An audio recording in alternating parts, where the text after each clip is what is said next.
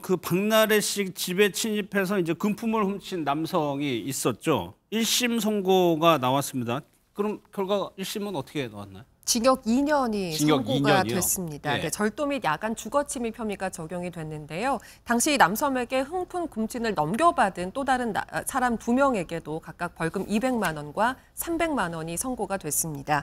당시 박나래 씨가 도난 사실을 3일 뒤에 알아차리고 경찰에 신고를 했는데요.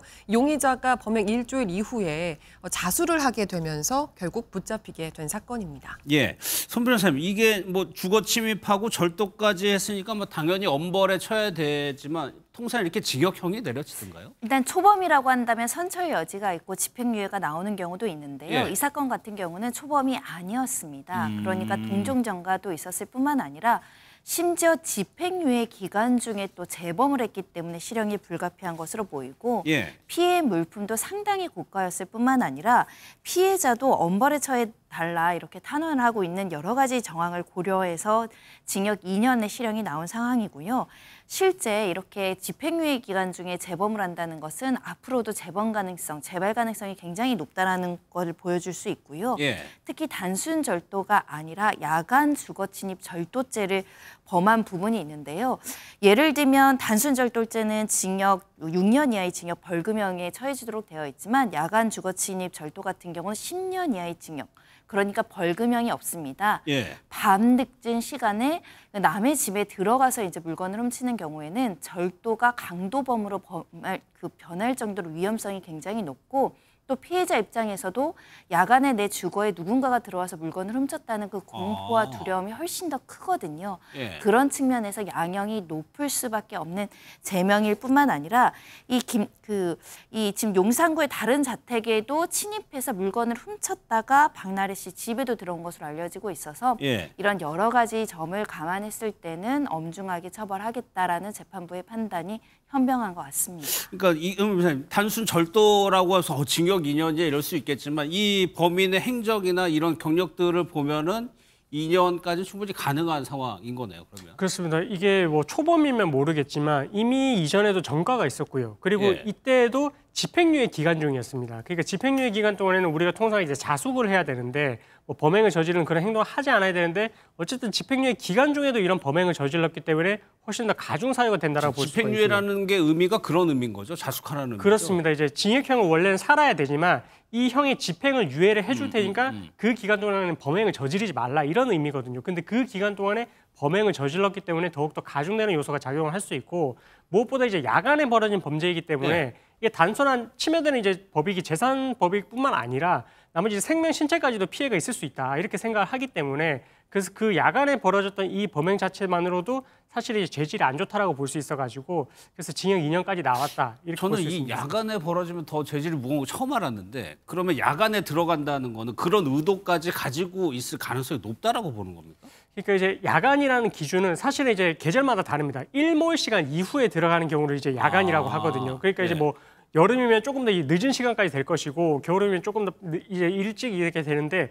야간이라는 것이 아무래도 이제 범행을 저지르기에는 조금 이제 범인 입장에서 용이하다. 그렇죠. 그리고 네. 이제 피해자 입장에서는 집에 있을 가능성이 높기 때문에 범인과 맞닥뜨렸을 때 이런 경우에 이제 더욱더 큰 피해가 발생할 수 있다. 예, 그런 거를 이제 모든 걸 종합적으로 고려를 해서 야간 주거침입 절도에 대해서는 법정형 자체가 애초에 높다라고 보시면 될 것 같습니다. 사실 이 사건이 처음에 일어나고 뭐 여러 뭐 화제가 되고 뉴스도 많이 나올 정도로 박나래 씨가 그 과정에서 좀 힘들어하기도 했었죠. 맞습니다. 사실 굉장히 충격이었을 것 예. 같은 게 가장 안전해야 될 공간에 누군가 침입했다는 사실 굉장히 공포스럽게 다가왔을 것 같은데요. 박나래 씨는 사건이 모두 일단락된 이후에 한 라디오 방송에 출연을 해서 훔쳐간 물건을 모두 돌려받았다고 밝혔습니다. 그러면서 그날 스케줄에 이 도난당했던 가방을 실제로 들고 오기도 했더라고요. 이제 그러면서 범인이 가방을 들고 이제 강남에 있는 중고 명품샵을 다 돌았다더라. 이제 그런데 연어가 다시 돌아오듯이 가방이 돌고 돌아서 다시 내 손에 돌아왔다. 이제 이렇게 이야기를 하더라고요. 이제 본인에겐 사실 적지 않은 충격을 줬던 사건이었을 텐데 개그우먼답게 예. 상황을 좀 유쾌하게 승화하려는 모습이 돋보여 있는 이 대처였습니다. 과정에서 또 가짜 뉴스도 많이 유포되고 해서 더 힘들었을 것 같아요. 징역 2년을 받은 분 이 결과가 나온 거 보니까 물건을 다 돌려줬다고 해도 이게 그렇게 양형에는 크게 영향을 안 미치나 보네요.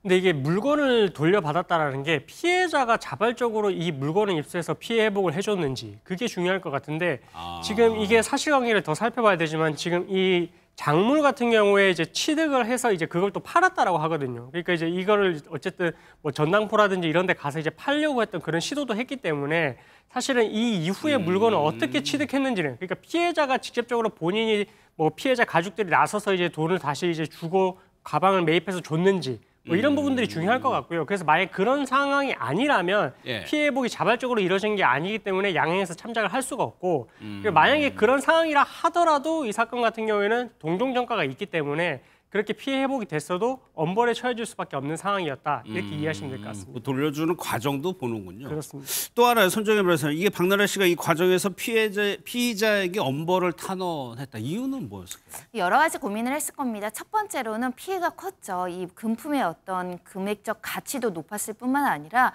이 사건이 언론 보도를 통해서 알려지면서 굉장히 추측성 여러 가지 이야기들이 난무했습니다. 예. 여러 커뮤니티나 유튜브를 통해서 내부 소행이다, 그러니까 지인의 소행이다 이런 이야기까지 소문이 돌면서 엄한 장도연 씨가 유력한 그랬죠. 용의자다 예. 이렇게 특정되기도 했었고요.